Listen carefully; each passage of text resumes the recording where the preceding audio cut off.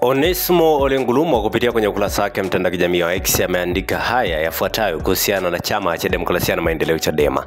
Anasema nimefuatilia mjadala ndani ya Chadema, ninaandika kwa ufupi hapa, lakini bado ninamtafuta Mheshimiwa Tundu Lissu. Miaka zaidi ya 30 iliyopita wabunge wapatao 55 wakiongozwa na Mheshimiwa Jeru Kasaka waliunda kundi la wabunge G55 kwa lengo la kutaka kuonyesha kuna mambo hawakubaliani nayo ndani ya CCM na katika taifa kwa ujumla, likiwemo muundo wa muungano.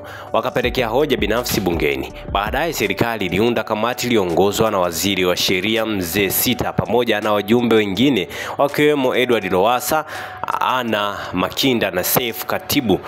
Jumbe na tume hii iliwasikiliza, lakini hawakufikia mwafaka hadi Nyerere akaita na kuwasikiliza wakiwa na waziri mkuu Maresela.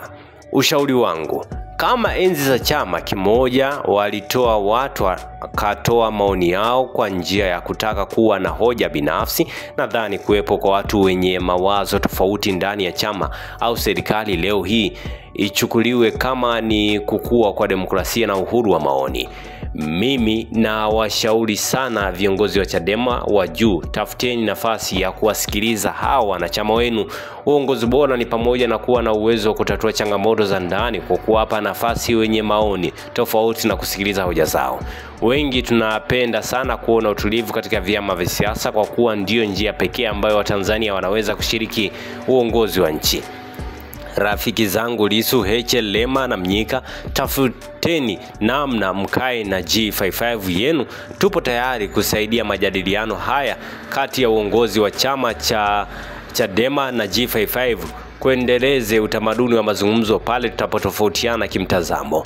Pia wana Chadema, tambueni mlifanya vizuri uchaguzi wenu. Kama kutakuwa kuna mtu anaendelea tofauti na uchaguzi, atakuwa anafanya kosa kubwa sana. Kweni kitu kimoja na zikeni tofauti, msonge mbele kutafuta namna bora ya kuwa na uchaguzi huru na haki.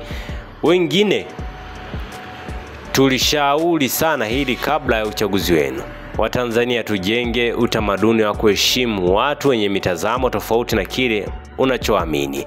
Kama tunavyoitaka serikali iheshimu wote wanapokuwa na mitazamo tofauti na serikali, vivyo hivyo iwe pia hata kwa vyama vya siasa. Na shauri sana, kama hawana nia ingia mbaya zaidi ya hoja walizoelezea, basi na shauri chama kiwaite na kuwasikiliza na kutoa majibu ya hoja zenu zote kuhusiana na kile ambacho kimeonekana kuendelea. Kwa hiyo hicho ndicho ambacho alikuwa amekizungumza zaidi Onesmo Ole Ngulumo kuhusiana na namna ambavyo matukio yamekuwa yakiendelea Chadema. Asante kwa kuifuatilia Baharia TV. Usisahau kulike, kusubscribe, kucomment na kushare.